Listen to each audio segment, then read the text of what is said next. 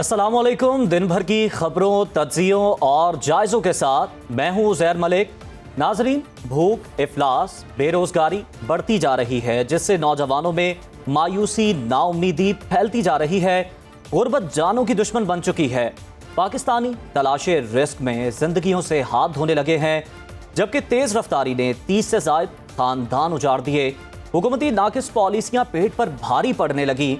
ऐसी ही कुछ खबरें आपके लिए लेकर आया हूं आज के इस प्रोग्राम में। खबरों की तरफ बढ़ने से पहले जानते हैं आज की टॉप स्टोरी। बुहैरा रूम की तारीख का बदतरीन हादसा। इटली जाते हुए तारिकीन वतन की लबनान में कश्ती डूबने से 300 के करीब पाकिस्तानी जाँ बहक। तहकीकाती टीम तश्कील। ओपन मार्केट में गंदम की कीमत में 250 रुपए फी मन का इजाफा हो गया, जिसके बायस आटा भी महंगा हो गया और यूटिलिटी स्टोर्स पर भी नायाब है।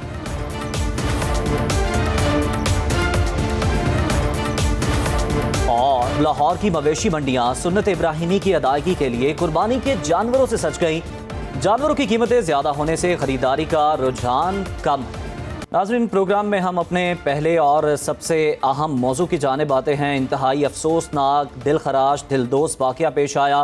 बुहैरा रूम की तारीख का इसे बदतरीन हादसा करार दिया गया है, जिसमें 298 पाकिस्तानियों समेत 500 अफराद यूनान में कश्ती डूबने से जाँ बहक हो गए। यूनान में 14 जून बरोज़ बुध कश्ती डूबने का ये वाक़या पेश आया। आज़ाद कश्मीर से ताल्लुक़ रखने वाले 135 अफराद समेत 298 पाकिस्तानी डूबकर जाँ बहक हो गए हैं। कश्ती हादसे में जिंदा बच जाने वालों में 12 पाकिस्तानियों की अब तक शनाख्त हो पाई है। और ऐसे में वज़ीर आज़म शहबाज शरीफ ने यूनान के करीब बुहैरा रूम में कश्ती उलटने के वाक़े की इंक्वायरी की हिदायत कर दी। वाक़े की तहकीकात के लिए 4 रुकनी आला सतह की कमेटी भी तश्कील दी गई है और इस कमेटी को 1 हफ्ते का वक्त दिया गया है। 1 हफ्ते के अंदर ये कमेटी रिपोर्ट वज़ीर आज़म को देगी। दूसरी जानिब यूनान के साहिल पर डूबने वाली कश्ती में जिंदा बच जाने वाले तारिकीन वतन ने कोस्ट गार्ड्स को अपने बयान में बताया कि पाकिस्तानियों को जबरदस्ती करके माहीगिरों की कश्ती के निचले हिस्से में रखा गया, जबकि दीगर शहरों के लोग थे, जो दीगर ममालिक के शहरी थे, उनको कश्ती के ऊपर वाले हिस्से में सवार करवाया गया, जहां से बचने के चांसेस ज्यादा थे। बरतानवी मीडिया के यूनानी कोस्ट गार्ड ने इस सानहे में बेइंतहा कोताही बरती और अपने किरदार को छुपाया। जिंदा बच जाने वाले तारिकीन वतन की जानिब से बताया गया है कि इस वक्त हादसे में 500 अफराद लापता होने का खदशा है। यूनानी हुकाम के मुताबिक बुहैरा रूम में डूबने वाली कश्ती में 500 से तकरीबन 700 अफराद सवार थे। यूनानी फौजी तैयारे, हेलीकॉप्टर और 6 कश्तियों के साथ रेस्क्यू ऑपरेशन भी दबाव के बाद दोबारा शुरू कर दिया गया है। रेस्क्यू एहलकारों ने 104 अफराद को समुंदर से जिंदा निकाल लिया है।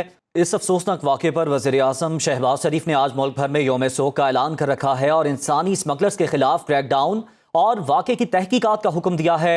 आज मुल्क भर में कौमी परचम सरनिगू रहा, जबकि मुल्क भर में यूनान लापता होने वाले नौजवानों के घर क़यामत सुग़रा के मनाज़िर हैं। अहले खाना शिद्दत गम से निढाल और प्यारों की बखैरियत वापसी के मुंतज़िर हैं। सानिया यूनान पर आज पूरी कौम अफसुर्दा है। कश्ती के हादसे में डस्का के मुसाफात से 13 नौजवान ताहाल लापता हैं, जबकि गमज़दा वालिदैन अभी भी आस लगाए किसी मोजज़े के मुंतज़िर हैं कि उनका बेटा वापस आ जाएगा। इस पर सुनो न्यूज़ ऐसी ही गमज़दा फैमिली के साथ मौजूद हैं, जिनका 23 साला बेटा बिलाल रज़ा आंखों में सुनहरे मुस्तकबिल के ख्वाब सजाए घर से निकला। मज़ीद जान लेते हैं हमारे नुमाइंदे अमीन रज़ा से, जो नौजवान बिलाल की वालिदा और भाई के साथ मौजूद हैं। जी अमीन, बताइएगा क्या कहना है उनका। जो बदकिस्मत कश्ती है जो यूनान के हादसा का शिकार हुई, उसमें काफ़ी जो है हलाकतें भी हैं और लापता भी हैं। और डस्का का एक और नौजवान, डस्का का नवाही मौजा बानोपिंडी का मोहम्मद बिलाल है, उसकी फैमिली के साथ इस वक्त मैं मौजूद हूँ। उनके भाई से बात करते हैं कि वो कितने पैसे उन्होंने एजेंट को दिए और आखिरी बार उनका बिलाल से कब रब्ता हुआ। जी बताइएगा। जी 23 लाख रुपया एजेंट को दिया था और आखिरी रब्ता जुमेरात को हुआ, बाद में रब्ता नहीं हुआ। जी उनकी वालदा भी मेरे साथ मौजूद है, उनसे पूछते हैं कि वो क्या कहेंगे इस बारे में। जी सानू पहला खुशी का पैगाम मिले कि मिठाइयाँ दो तो तुहाड़ा बेटा पहुँच गया अपनी मंजिल से, तो पिछों जी सानू गमी का मिल गया। तो हर हाल में साड़ी अपील है हुकूमत अगे कि मेरा बेटा जिस भी हाल में वे ना मेरे को पहुँचना चाहिए। माँ जी का यही कहना है कि हमारा बेटा जिस हाल में भी है हमारी उस तक रसाई की जाए ताकि हम सुकून का सांस ले सकें। जी बदकिस्मत मुसाफिरों को मंजिल तो न मिली, मौत मिल गई। यूनान कश्ती हादसे में गुजरांवाला से लापता होने वाले नौजवानों की तादाद 36 हो गई। नौजवानों के लवाहिकीन अपने प्यारों के लापता होने पर गम से निढाल हैं और हुकूमत से मुतालिबा कर रहे हैं कि उनके प्यारों को ढूंढने में उनकी मदद की जाए। इस वक्त हमारे नुमाइंदे जुबैर भट्टी मुतासरा फैमिली के साथ मौजूद हैं, उनसे जान लेते हैं। जुबैर, बताइएगा क्या तासुरात हैं उनकी फैमिली के? हादसे में अफसोसनाक वाक़े के बाद गुजरांवाला के दो जो भाई हैं वो भी लापता है, जिस पर उनके घर में सफ़े मातम बिछी हुई है। उनके दोनों के छोटे छोटे बच्चे हैं जो अपने वालिद की जो तलाश के लिए हुकूमत से मुतालबा भी कर रहे हैं और अपने वालिद की तस्वीर देख कर परेशान दिखाई दे रहे हैं। अभी हमारे साथ उनके भाई मौजूद हैं, उनसे बात करते हैं। जी बताइएगा। हमने दो भाइयों को लीबिया से इटली भेजा था, इधर से ये लीबिया गए हैं। एजेंट ने सबक दिखाया है कि उनको खैरियत से इटली पहुंचाएंगे, पर अभी तक उनका कोई पता नहीं किधर है, क्या वाक़या हुआ है उनके पास। उनके साथ हम आ रही तो हुकूमत से यही अपील है कि हमारे भाइयों को जल्द से जल्द मतलब ढूंढा जाए। हमारे उस भाई के 2-3 छोटे छोटे बच्चे हैं जो अभी तक रो रहे हैं कि हमारे वालिद का पता किया जाए। तो यही मुतालबा किया जा रहा है कि उनके बेटों की जो तलाश को यकीनी बनाया जा सके ताकि उनकी जो परेशानी है वो कम हो सके। जी नाज़रीन, इस वाक़े की मुतासरा फैमिलीज़ का क्या कहना है, किन अल्फाज में वो अपने दुख और गम को बयान कर रहे हैं, वो जान लेते हैं। 22.5 लाख रुपया साढ़े को लिया इतों लेबिया ने भेजा। लेबिया तो फिर इटली वास्ते खड़िया उत्थे गया जी नाल 10 दिन हो गए ने साढ़े नाल कोई राबता नहीं हो रहा, ना एजेंट ना राबता हो रहा। मेरा बेटा मैनू चाहिए जिमें भी हो सके, मेरा बेटा मैनू जल्दी देन, पता खबर देन मेरे बेटे दी जल्दी तो जल्दी। बेटे अपने नू मैं बाहर कलिया एजेंटा दे थ्रू, मेरा बेटा फौत हो गया ते मेरी अपनी हुकूमत अगे बड़ी जई हाथ जोड़ के अर्ज है कि सरकार साड़ी मदद की जाए। ही इन्ने जोगे ही नहीं किसी नू पुछ सकीए कि साडे पुत्र नाल इंज क्यों कराए। मुतासरा फैमिलीज़ की गुफ्तगू आपने सुनी, किस तरह वो अपना गम बयान करते हुए दिखाई दे रहे हैं। इसके अलावा तमाम तर मजमूई सूरत हाल से मुताल्लिक हमने आपको बताया। अब मैं अपने पैनल का तारुफ करवा दूँ। हमारे साथ मौजूद हैं हेड इन्वेस्टिगेशन सेल सुनो न्यूज़ तारिक हबीब साहब, जबकि स्टूडियोज़ में हमें ज्वाइन किया है साबिक डायरेक्टर FIA अब्दुल हफीज़ साहब ने। सबसे पहले तारिक साहब, आपने इस मामले में छानबीन किया है, इस मामले को इन्वेस्टिगेट किया है। सबसे पहले आपसे ये जानना चाहेंगे कि आखिर वजह क्या है? मायूसी है, नाउम्मीदी है, या सुनहरे मुस्तकबिल के ख्वाब हैं जो आंखों में सजाए ये नौजवान डंकी लगाते हैं? जी देखें उज़ैर, ये तो बिल्कुल इसमें तो कोई दो राय है ही नहीं कि जो हमारे मुल्क की माशी सूरत हाल है, जो ओवरऑल नौजवानों के डिग्रियां लेके घूम रहे हैं लेकिन उन्हें मुलाजमतें नहीं मिल रही, ये सारी जो सिचुएशन है, ये सिचुएशन इस तरह की जो है वो माहौल को पैदा करती है जिसमें नौजवान कानूनी या गैर कानूनी रास्ते से किसी भी सूरत मुल्क छोड़ने को तरजीह देते हैं। लेकिन और ये मसला सिर्फ पाकिस्तान का नहीं है, ये तीसरी दुनिया के बेशतर ममालिक का यही मसला है। बल्कि इसमें अगर देखा जाए तो हमारे FIA ने जो चीज़ें तहकीकात की हैं, जो रिपोर्ट्स तैयार की हैं, उसमें तो यहाँ तक मौजूद है कि बांग्लादेश, इंडिया और अफ़गानिस्तान से भी जो लोग होते हैं वो पाकिस्तान आते हैं, यहाँ से आके वो अपने पासपोर्ट्स बनाते हैं, पासपोर्ट्स बना के फिर ये रास्ता यूज़ करते हैं बाहर जाने के लिए और गैर कानूनी तरीके से। अब आप ये देखें कि ये नेटवर्क कितना मजबूत है कि जो किसी दूसरे मुल्क की नेशनलिटी भी दिलवा देता है इन बाहर जाने के जो अफराद जो शौकीन होते हैं या जो किसी मजबूरी के तहत जा रहे हैं, उनके तमाम डॉक्यूमेंट्स ये तैयार करवा देते हैं।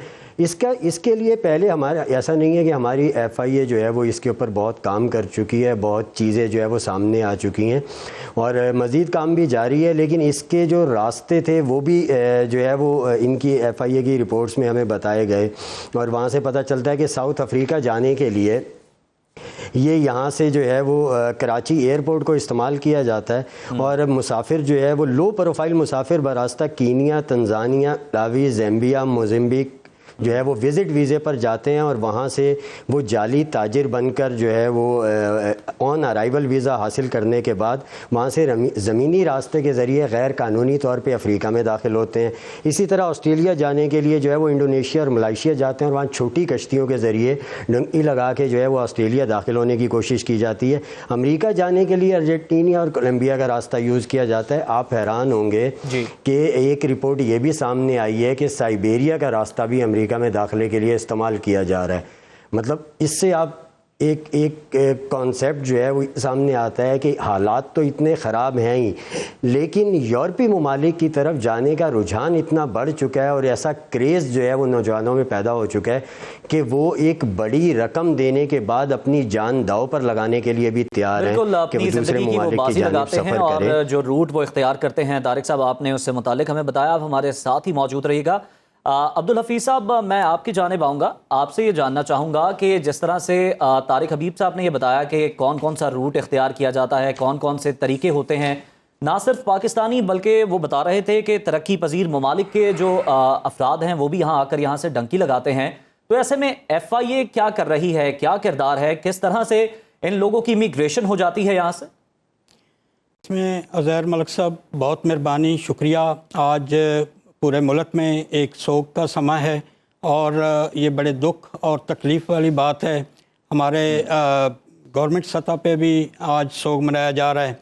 اس میں سچویشن یہ ہے کہ ایف آئی اے اپنی طرف سے جو ویلڈ ویزا ہوتا ہے اس میں کسی بھی جو امیگریشن کے لیے جا رہا ہے کسی بھی جگہ، اس کو روکنے میں وہ نہیں روک سکتی۔ اگر ویلڈ ویزا ہے تو اسے وہ ایئرپورٹ پہ یا کسی بھی جگہ پہ اس کو وہ جانے دیں گے، وہ اس کو سٹاپ نہیں کر سکتے۔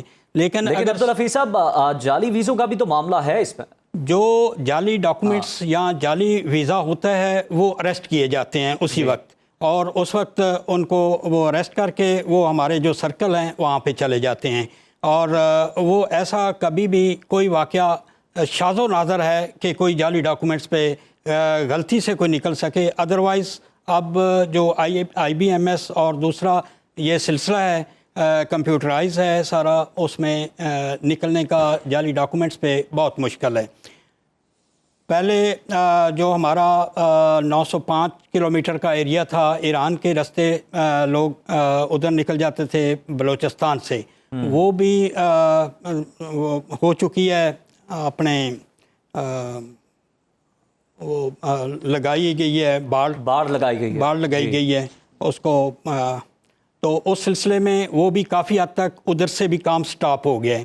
کچھ لوگ جاتے تھے ایران کے راستے، وہ ویلڈ ویزا لگواتے ہیں، زیارات کا لگوا لیتے ہیں، تو ادھر سے آگے نکلنے کی کوشش کرتے ہیں، لیکن وہ سلسلہ جب یہ غلط طریقے سے جانے کا تھا، سمگل ہونے کا، وہ ادھر سے رک گیا۔ اب جو ہے وہ بائی ایئر جاتے ہیں